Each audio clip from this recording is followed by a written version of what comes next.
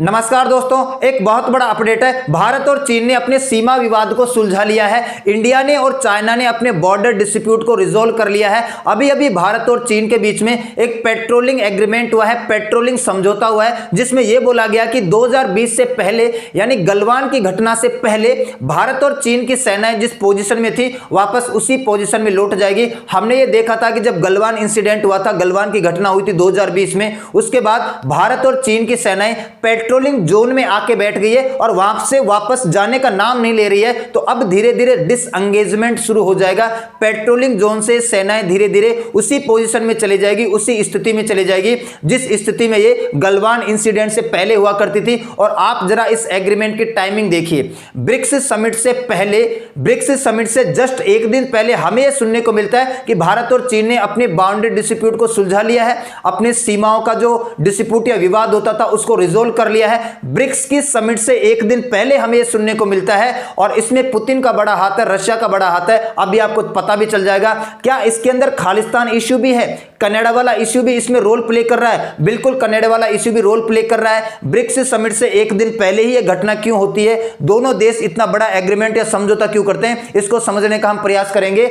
Indian army to return to 2020 LAC patrolling. जब भारत की सेना 2020 में पेट्रोलिंग करने जाती थी उसी स्थिति में वापस से लौट जाएगी। Jaishankar on Indo China pact. यहां पर आपको दो लोगों की तस्वीर है। ये हमारे प्रधानमंत्री नरेंद्र मोदी हैं और ये चाइना के प्रेसिडेंट शी जिनपिंग है। मैं पहले आपको थोड़ी सी घटना याद दिला देता हूं। ये बात है मई 2020 की। मई 2020 में ये वाली जो LAC है, लाइन ऑफ एक्चुअल कंट्रोल, है ना, चाइना के बीच में और भारत के बीच में यहां पर एक इंसिडेंट देखने को मिलता है। ठीक है, देखो पहले तो यहां पर एक बफर जोन हुआ करता था। ठीक है, बफर जोन का मतलब आप जानते हैं, पहले यहां पर एक बफर जोन हुआ करता था और बफर जोन का मतलब होता था कि यहां पर केवल पेट्रोलिंग की जाती थी, यहां पर सेनाएं नहीं होती थी। केवल पेट्रोलिंग करने के लिए चाइना के सैनिक आते थे, भारत के सैनिक जाते थे, लेकिन यहां पर आर्मी के लोग या सेना रहती नहीं थी, वापस से पेट्रोलिंग करके जांच पड़ताल करके चले जाते थे। लेकिन मई 2020 में दोनों देशों की सेनाएं आपस में क्या हो जाती है, भिड़ जाती है। हमने वहां पर थोड़ा सा रोड का कंस्ट्रक्शन शुरू किया तो चाइना की जो आर्मी है वो हमारी आर्मी से भिड़ जाती है। हमारे 20 सेना के जवान क्या होते हैं, शहीद हो जाते हैं। चाइना ने क्लेम किया कि हमारे केवल 4 ही जवान शहीद हुए हैं। फिर धीरे धीरे हमें पता चलता है, ऑस्ट्रेलियन मीडिया ने कहा कि नहीं, चाइना के 38 जवान शहीद हुए हैं। वेस्टर्न मीडिया ने कहा कि नहीं, चाइना के 40 जवान शहीद हुए हैं। तो हमने तो तुरंत क्लेम कर लिया कि हमारे 20 जवान शहीद हुए हैं। चाइना ने खुद क्लेम किया कि 4 जवान शहीद हुए हैं, लेकिन बाद में और अन्य ऑस्ट्रेलियन मीडिया या वेस्टर्न मीडिया ने बताया कि 40 से ज्यादा लोग चाइना के शहीद हुए हैं। ये 3 मेन यहां पर आपको पोजीशन दिखाई दे रही है। ये गलवान रिवर है, यहां पर हॉट स्प्रिंग है और यहां पर पैंगोंग सो है। इन 3 जगहों पर हमें झड़प देखने को मिली थी और चाइना की आर्मी थोड़ा आगे आ गई, हमारी आर्मी थोड़ा आगे आ गई और अब ये यहीं पर बैठी हुई है, ये यहां से वापस नहीं जा रही है। भारत और चाइना की आर्मी 2020 से गलवान इंसिडेंट के टाइम से ही इस पेट्रोलिंग जोन में अंगेज करके बैठी है। उधर से चाइना की आर्मी यहां तक बैठी है, यहां से हमारी आर्मी यहां तक बैठी है। ये वापस से पेट्रोलिंग जोन को छोड़कर वापस से डिसएंगेज नहीं हो रहे हैं, ये वापस से लौट के जाने रहे हैं। तो उसी के टाइम की मैं आपको बात बता रहा हूं कि गलवान वैली के टाइम पे पहली बार 1962 के बाद इतनी बड़ी घटना देखने को मिलती है कि दोनों बड़े देश आपस में एक इंसिडेंट में लड़ पड़ते हैं, झगड़ पड़ते हैं। और इसके बाद आपको यह पता होना चाहिए कि अमेरिका बीच में आ जाता है। अमेरिका ने यह कहा, डोनाल्ड ट्रंप उस टाइम पे प्रेसिडेंट हुआ करते थे, डोनाल्ड ट्रंप ने यह कहा कि ये जो भारत और चाइना के बीच में ये जो डिस्प्यूट खड़ा हो गया, विवाद खड़ा हो गया बाउंड्री लेकर, हम मीडिएट कर सकते हैं, हम मध्यस्थता कर सकते हैं, हम विवाद को सुलझवा सकते हैं। और इसको हमने और चाइना ने सिरे से नकार दिया कि यह दोनों देशों के बीच का द्विपक्षीय मामला है, बायलैटरल तरीके से दोनों देश आपस में बैठकर सुलझा लेंगे। तुम कौन होते हो बीच में मध्यस्थता करने वाले, इस मसले को सुलझाने वाले? तो इंडिया और चाइना ने, अमेरिका ने यानी डोनाल्ड ट्रंप ने जो कहा था कि मैं इसको सुलझवा दूंगा, उसको बिल्कुल रिजेक्ट कर दिया था। और अभी हमें यह देखने को मिलता है कि Jaishankar confirms breakthrough in India China border dispute will be able to go back to 2020। जिस पोजीशन में 2020 में हम हुआ करते थे वापस उसी पोजीशन में चले जाएंगे, हम भी चले जाएंगे और चाइना की आर्मी भी चली जाएगी। Indian army to return 2020 LAC patrolling as Jaishankar. और अदर इश्यूज है उनको भी हम धीरे धीरे सुलझा ही लेंगे। We will be able to go back to 2020 patrolling. पहले तो देखो, हमारे जो फॉरेन सेक्रेटरी है उन्होंने हमें ऐसा बताया, ब्रिक्स समिट से जस्ट एक दिन पहले हमारे फॉरेन सेक्रेटरी यानी विदेश के सचिव विक्रम मिश्री ने हमें बताया कि हम लोगों ने बैठ के बातचीत कर ली है और इस समझौते पर पहुंचे हैं कि गलवान घटना से पहले दोनों देशों की आर्मी जहां पर थी वापस लौट जाएगी, डिसएंगेजमेंट शुरू हो जाएगा। और फिर उसी दिन एनडीटीवी वर्ल्ड समिट में हमारे विदेश मंत्री एस जयशंकर साहब बैठे थे। इन्होंने भी यही बोला, India Chinese soldier will be able to resume patrolling in the way they have been doing before the border face off in 2020। और मैं अभी आपको ये बता रहा था कि एक्चुअल में हुआ क्या है। एक्चुअल में ये हुआ कि ये एक बफर जोन है, ये एक बफर जोन है, इधर इंडिया है और इधर क्या है, चाइना। और बफर जोन के अंदर केवल पेट्रोलिंग करने जाते हैं लोग, ठीक है, पेट्रोलिंग करने, जांच पड़ताल करने, इन्वेस्टिगेशन करने। यहां पर सेना रुकती नहीं है, हथियार लेके बहुत ही कम जाती है। तो इधर से हमारे सैनिक जाते थे पेट्रोलिंग करने और इधर से चाइना के सैनिक जाते थे पेट्रोलिंग करने। लेकिन 2020 में गलवान इंसिडेंट, मई 2020 में जब गलवान की घटना होगी, दोनों देशों की जो सेना है वो आपस में लड़ पड़ती है, हैंड टू हैंड कॉम्बैट होता है। चाइना की आर्मी बड़ी क्रूरता करती है, यहां पर धारदार हथियार ले आती है, छड़ियां ले आती है, कट्टे ले आती है, असला और कुल्हाड़ी वगैरह ले आती है और हमारे सैनिकों के साथ झगड़ पड़ती है। तो उसके बाद में अब देखो 2020 में गलवान वैली के बाद क्या है कि चाइना के सोल्जर यहां तक बैठे हुए हैं और भारत के सोल्जर यहां बैठे हैं। ये लोग बफर जोन के अंदर बैठे हुए हैं, ये लोग इस रीजन में बैठे हुए हैं। और अब जो समझौता हुआ ना, वो समझौता ये हुआ कि ये जो आपके सामने दिखाई दे रहा ना, यहां से इंडिया की आर्मी डिसएंगेज हो जाएगी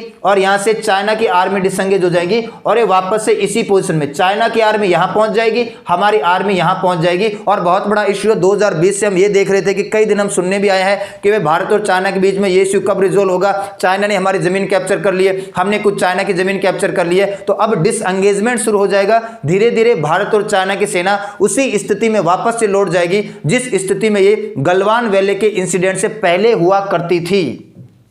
और अदर इश्यूज को भी धीरे धीरे हम सुलझा लेंगे और इसकी तैयारी काफी दिनों से चल रही है। और इसमें रशिया का हाथ मैं क्यों बता रहा हूं, यहां पर ये हमारे national security adviser Ajit Doval साहब हैं, ये 12 सितंबर को, ठीक है, 12 सितंबर को ये रशिया जाते हैं। NSA Ajit Doval dual diplomatic mission meet Putin and Chinese foreign minister Wang Yi. यहां पर हमारे जो नेशनल सिक्योरिटी एडवाइजर है ये जाते हैं रशिया में और रशिया में जाकर ये पुतिन से भी मिलते हैं और रशिया में ही चाइना के फॉरेन मिनिस्टर वांग यी आए हुए थे, इनसे मिलते हैं। और किस बारे में बातचीत होती है, एलएसी स्टैंड ऑफ के बारे में बातचीत होती है, मतलब पुतिन के सामने दोनों बैठकर बातचीत करते हैं। और परिणाम तो खैर उसी दिन आ गया था, मैं बता रहा हूं 12 तारीख को तो पहुंचे रशिया के अंदर। 13 तारीख को हमें सुनने को मिलता है कि Wang Yi and Ajit Doval agree to work for improvement of bilateral ties Chinese foreign ministry. खुद चाइनीज फॉरेन मिनिस्ट्री ने यह कहा कि भारत और चीन दोनों मिलकर अपने जो द्विपक्षीय जो विवाद है उनको सुलझाने का प्रयास करेगा। तो यहां पर कहीं ना कहीं पुतिन ने यानी रशिया ने मध्यस्थता की है, मीडिएट का काम किया कि देखो ब्रिक्स समिट आने वाली है और हमें ये शो करना पड़ेगा पूरी दुनिया को कि ब्रिक्स एक ग्रुप है, इसमें विवाद की कोई जगह नहीं है, डिस्प्यूट की कोई जगह नहीं है। तो आप ये जो आपके बीच में विवाद है ना, इसको सुलझा लेते हैं। तो ये यहाँ पर हमारे अजीत डोभाल एनएसए हैं और यहाँ पर चाइना के फॉरेन मिनिस्टर यहाँ पर वांग यी है। तो ये सितंबर के अंदर ही हो गया था। सितंबर के बाद फिर ये 1 महीने का टाइम लगभग बीच में लग गया दोनों देशों के बीच में आपस में बातचीत करने में। और अभी हमें ब्रिक्स समिट से जस्ट पहले सुनने को मिलता है कि भारत और चाइना ने बड़े पैमाने पर अपना ये जो एक विवाद था इसको सुलझा लिया है, रिजोल्व कर लिया है। उसी पोजीशन में सेना लौट जाएगी जहां पर पहले हुआ करती थी। और इसमें एक बड़ा रीजन कनाडा इशू भी है। आपको पता है जस्टिन ट्रूडो है और खालिस्तान के बारे में बड़ा सपोर्ट करता है। भारत से जो गए हुए लोग जो अलगाववादी है ना, अलगाववादी खालिस्तानी आतंकवादी है जो कनाडा में रहते हैं, कनाडा में अपनी शरण लेते हैं, उनको ये बड़ा सपोर्ट करता है। और अभी भारत और कनाडा के बीच में एक बड़ा विवाद खड़ा हो गया था। कनाडा ने हमारे ऊपर यह आरोप लगाया था कि भारत जो है वो बड़े पैमाने पर कनाडा के अंदर क्राइम करता है, लोगों को मरवाता है। और हमारा जो निज्जर मारा गया था कनाडा में, जो निज्जर की हत्या हुई थी 2023 में, उस केस के अंदर हमारे हाई कमिश्नर का नाम डाल देता है। इसके बाद हमने हमारे हाई कमिश्नर को और अदर डिप्लोमेट को कनाडा से बुला लिया और भारत के अंदर जो कनाडा का हाई कमिश्नर और डिप्लोमेट था उनको यहां से निष्कासित कर दिया। और कनाडा का साथ देने के लिए अब देखो इशू क्या है, इशू यह है कि खालिस्तान का मतलब यह कि भारत को तोड़ना, भारत के टुकड़े करना, भारत की संप्रभुता, एकता, अखंडता को नुकसान पहुंचाना। कनाडा के साथ साथ फिर I5 ग्रुप भी आ जाते हैं। I5 ग्रुप 5 देशों का एक ग्रुप है जो कि एक इंटेलिजेंस इंटेलिजेंस अलायंस है, ये आपस में इंटेलिजेंस शेयरिंग करते हैं। इसमें Australia, Canada, New Zealand, United kingdom, United states आते हैं। कनाडा ने ये कहा कि अगर हो सका तो हम भारत के ऊपर प्रतिबंध भी लगाएंगे, हम भारत के ऊपर सैंक्शंस भी लगाएंगे I5 ग्रुप से पूछकर। I5 ग्रुप का अपने आप में एक मेंबर है। तो आप ये देखो कि चाहे इश्यू सही हो, चाहे इश्यू गलत हो, चाहे इश्यू अच्छा हो, चाहे इश्यू बुरा हो, जब भी जरूरत पड़ती है ये लोग एक साथ आ जाते हैं, एक साथ मुट्ठी बना लेते हैं, एक साथ खड़े हो जाते हैं। डिपेंड ये नहीं करता कि इश्यू सही है या गलत है, किस देश को नुकसान हो रहा है, किस देश की संप्रभुता को नुकसान हो रहा है, इनको कोई फर्क नहीं पड़ता। जब भी कोई इश्यू खड़ा होता है यूरोप के अंदर, वेस्टर्न वर्ल्ड के अंदर, ये सारे के सारे लोग एक साथ मिलकर खड़े हो जाते हैं और सामने वाले को वहां पर फिर एक साथ निपटाने का काम करते हैं। तो हमने ये देखा कि इस इश्यू के ऊपर I5 ग्रुप एक साथ आ गया है, ये लोग इसकी सहायता कर रहे हैं। फिर अमेरिका ने भी 3-4 दिन पहले बड़ा कदम उठा दिया। हमारे एक एक्स रो एजेंट को भूतपूर्व रो अधिकारी को एक वांटेड घोषित कर दिया। किसकी मृत्यु के केस में? मतलब इन्होंने साजिश की थी कि ऐसा अमेरिका का आरोप है कि जो पन्नू इस वक्त जिंदा है, खालिस्तानी अलगाववादी एक आतंकवादी है, पन्नू की हत्या में इसका हाथ था। मतलब ये हमारे एक्स रो एजेंट है, इनका नाम FBI की लिस्ट में डाल दिया। तो कहीं ना कहीं हमें यह समझ में आ गया कि ये लोग, गलती हो या ना हो, विवाद अच्छा या बुरा हो, या किसी देश की संप्रभुता या सोवरेनिटी को नुकसान हो रहा हो, ये लोग एक साथ मुट्ठी बनाकर खड़े हो जाते हैं सामने वाले से लड़ने के लिए। और यही सबसे बड़ी दिक्कत है। और मैं आपको ये बता दूं, ब्रिक्स समिट होने वाली थी, सबको पता है, और अमेरिका इसलिए दबाव भी तो बना रहा था। हमारे एक्स रो एजेंट का नाम उसने वांटेड की लिस्ट में डाला। वो खालिस्तान के इश्यू को इतना बढ़ाना चाहता कि कैसे भी करके भारत के ऊपर प्रेशर बने, भारत के ऊपर दबाव बनाया जाए, भारत कैसे भी करके ब्रिक्स समिट को अटेंड ना करे। क्योंकि ब्रिक्स समिट के अंदर क्या होने वाला है, दुनिया के 3 सबसे पावरफुल लीडर मिलने वाले, और भी लीडर्स आएंगे, लेकिन रशिया, चाइना और इंडिया दुनिया की सबसे बड़ी अर्थव्यवस्थाएं, उभरती हुई अर्थव्यवस्थाएं, ये 3 लीडर जब एक साथ मिलेंगे तो दुनिया पर काफी इंपैक्ट पड़ेगा, काफी प्रभाव पड़ेगा। इसलिए अमेरिका हमारे ऊपर पहले से दबाव बनाना चाह रहा था कि भाई ब्रिक्स समिट के अंदर ज्यादा अच्छा प्रदर्शन ना हो, ज्यादा सक्सेसफुल ब्रिक्स समिट ना हो, भारत यहां पर दबाव माने। कहीं ना कहीं अगर खालिस्तान का इश्यू छेड़ेंगे तो भारत यहां पर दबाव मानेगा। और यहां पर मैं आपको CNN की बात बता रहा हूं, वेस्टर्न मीडिया की। The west want Putin to isolate. Actually में पश्चिमी देश, वेस्टर्न वर्ल्ड इंक्लूडिंग अमेरिका, चाहते हैं कि पुतिन को आइसोलेट कर दिया जाए, पुतिन को अकेला कर दिया जाए, पूरी दुनिया से काट दिया जाए, अलग थलग कर दिया जाए, इसके साथ कोई ना रहे। लेकिन हम ये देख रहे हैं, खुद CNN कह रहा है कि हम ये देख रहे हैं कि major summit he is hosting shows he is far from alone. ये जो ब्रिक्स समिट होने वाली है बड़े पैमाने पर, जिसमें 9 देशों के लीडर आएंगे, ये शो करती है कि पुतिन अकेला नहीं है, पुतिन के साथ बहुत सारे लोग हैं। तो खुद CNN का आर्टिकल है जो कि ब्रिक्स समिट से जस्ट पहले आता है कि भाई हम पुतिन को आइसोलेट करना चाहते हैं, यानी वेस्टर्न वर्ल्ड पुतिन को आइसोलेट करना चाहता है, बिल्कुल अलग करना चाहता है, दुनिया से काटना चाहता है। लेकिन ये ब्रिक्स समिट ये शो करेगी कि पुतिन अकेला नहीं है, पुतिन के साथ इसके दोस्त और बहुत सारे लोग हैं। ये आपको देखने को मिल रहा है।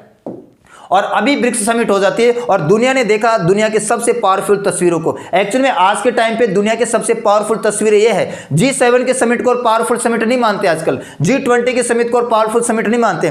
G7 और G20 तो पुराने ग्रुप हो चुके हैं और यहां पर तो सबको पता है क्या होता क्या नहीं होता। ये लोग मुट्ठी बनाकर किसी भी इश्यू पर एक हो जाते हैं। लेकिन अब जो दूसरा सबसे बड़ा पावरफुल या तीसरा जो सबसे पावरफुल संगठन है वो ब्रिक्स संगठन है। ब्रिक्स के अंदर इस वक्त 9 देश आते हैं और 3 जो सबसे पावरफुल देश है दुनिया के आपके सामने, ये है चीन के प्रेसिडेंट शी जिनपिंग, ये है रशिया के प्रेसिडेंट व्लादिमीर पुतिन और ये है भारत के प्रधानमंत्री। यहां पर 9 देशों के ये जो रिप्रेजेंटेटिव हैं, कई देशों का राष्ट्रपति आया, किसी देश का प्रधानमंत्री आया और यहां पर लोग कॉन्सर्ट में बैठे हैं। ये तस्वीर देखकर वेस्टर्न मीडिया जल भुन के राख हो गया है। वेस्टर्न मीडिया को पता है कि ये ऐसा ग्रुप है जो आने वाली अपना विस्तार करेगा, आगे बढ़ेगा और ये G7 G20 ग्रुप को टक्कर देगा। ये काउंटर करने के लिए ही बनाया गया है इस वेस्टर्न वर्ल्ड को। वेस्टर्न वर्ल्ड को काउंटर करने के लिए ईस्टर्न वर्ल्ड के बड़े बड़े देश एक साथ आ रहे हैं। तो ब्रिक्स से पूरी की पूरी दुनिया डरती है, पूरा का पूरा वेस्टर्न वर्ल्ड डरता है। इसीलिए अमेरिका हमारे ऊपर दबाव बना रहा था कि कैसे भी करके भारत को रोका जाए। और हमारे प्रधानमंत्री ने कुछ बोला है।